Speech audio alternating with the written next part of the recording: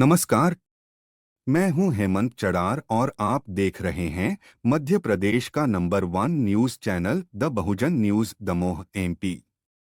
चलिए अब देखते हैं मध्य प्रदेश की सभी मुख्य खबरें फटाफट अंदाज में।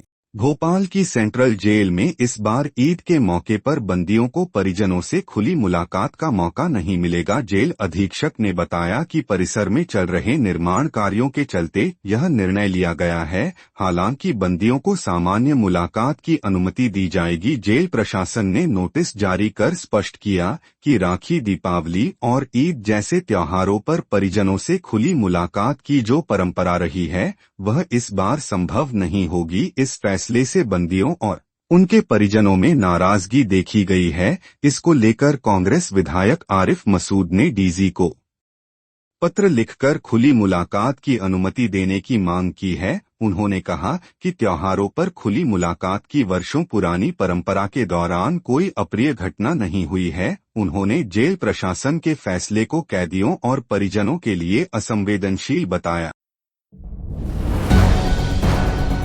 इंदौर नगर निगम 3 अप्रैल 2025 को 8,000 करोड़ रुपए से अधिक का बजट पेश करने जा रहा है। इस बार कोई नया टैक्स नहीं लगेगा, लेकिन पिछले बजट में प्रॉपर्टी टैक्स के जो रेट जोन बदले गए थे उन्हें इस वित्तीय वर्ष में लागू किया जाएगा। बजट में मास्टर प्लान की सड़क और नर्मदा परियोजना के चौथे चरण पर फोकस रहेगा। साथ ही सिंहस्थ के आयोजन के मद्देनजर शहर में बड़े काम किए जाएंगे। नगर निगम सीमा में जुड़े 29 गांवों के लिए 300 करोड़ रुपए से अधिक का पैकेज प्रस्तावित है। टैक्स में वृद्धि की योजना के तहत नए रेट जोन से नगर निगम को हर साल 11 करोड़ रुपए की अतिरिक्त आय होगी। मनोरंजन कर से भी निगम को 5 करोड़ रुपए से अधिक की कमाई होने की संभावना है। जीआरआई सर्वे के आधार पर संपत्ति कर बढ़ाने पर जोर दिया जाएगा। नए निर्माणों के बावजूद नागरिक पुराने स्वनिर्धारण प्रणाली पर टैक्स दे रहे हैं, जिसे अब बदला जाएगा। 4 अप्रैल को बजट पर चर्चा होगी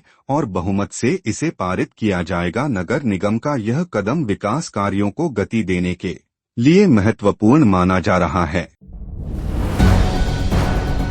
राजस्थान के पाली जिले में प्रधानमंत्री किसान सम्मान निधि योजना के तहत बड़ा फर्जीवाड़ा सामने आया है।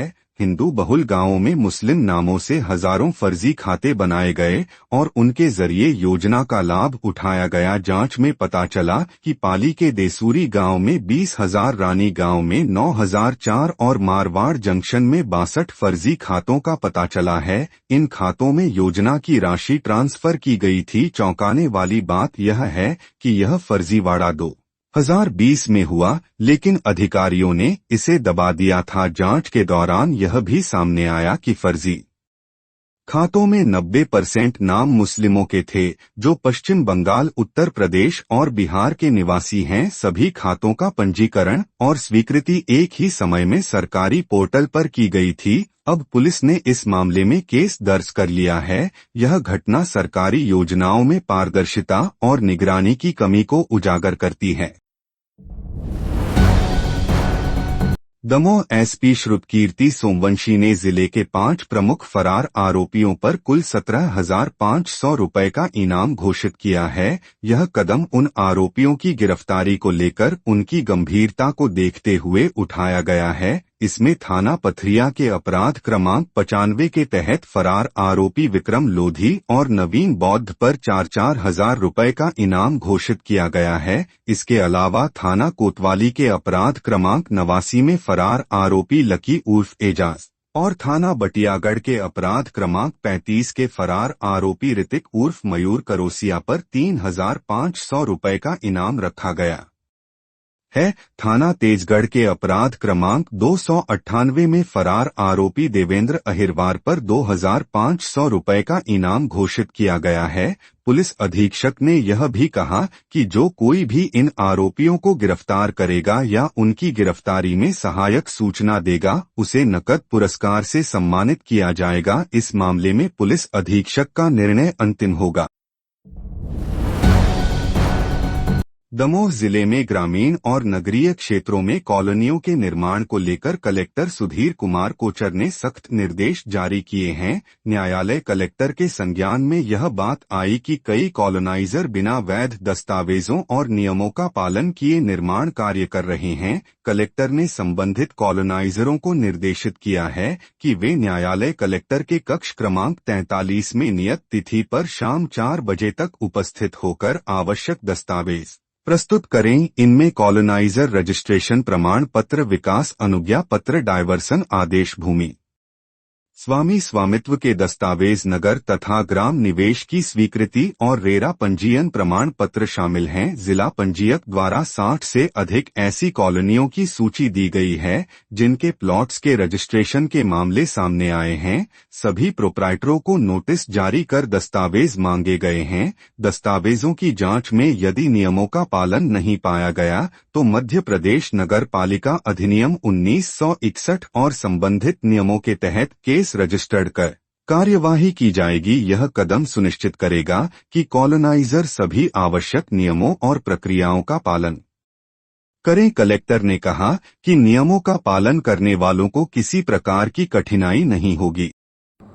मैंने अभी जिला पंजीयक से एक सूची ली थी कि कहाँ के जिले के अंदर कौन कौन सी ऐसी कॉलोनियां हैं जिसके प्लॉट्स के रजिस्ट्रेशन के लिए आपके पास केसेस आ रहे हैं। तो जिला पंजीयक ने मुझे 60 से भी अधिक ऐसी कॉलोनियों की सूची दी है। इन सभी कॉलोनियों को हमने, कॉलोनी के जो प्रोप्राइटर्स हैं, जो मालिक हैं, उन सबको हमने नोटिस जारी किए हैं और इस नोटिस में हमने उनसे कुछ दस्तावेज मांगे हैं कि आप हमें ये बताइए कि ये कॉलोनी की वैधता की जो शर्तें हैं, आपकी कॉलोनी उसको पूरा करती है कि नहीं करती है। जैसे रेरा का पंजीयन है, विकास की अनुमति है, कॉलोनाइजर का रजिस्ट्रेशन है, ये सारी चीजें हमने उनसे मांगी हैं। तो सभी को समय दिया गया है अपने दस्तावेजों को प्रस्तुत करने का, और जो इसमें से दस्तावेजों को प्रस्तुत कर देंगे और जिसमें समाधान हो जाएगा कि सब बिल्कुल ठीक है, सभी नियम के अनुसार है, तो उसमें कोई कठिनाई नहीं है। लेकिन जिनमें ये स्थिति बनती है कि उसमें नियमों का पालन नहीं हुआ है, मापदंडों के अनुसार काम नहीं हुआ है, तो ऐसी केसेस में फिर अवैध कॉलोनाइजेशन का केस रजिस्टर करके उनके खिलाफ नियमानुसार कार्रवाई की जाएगी। सो मैं फिर से क्लियर करना चाहता हूं कि ये नोटिस अवैध कॉलोनियों के नहीं है, ये उन सभी कॉलोनियों के हैं जो पिछले कुछ समय में शहर और जिले में शहरी क्षेत्र के निकट विकसित हुई हैं। Subscribe the Bahujan news and like this video.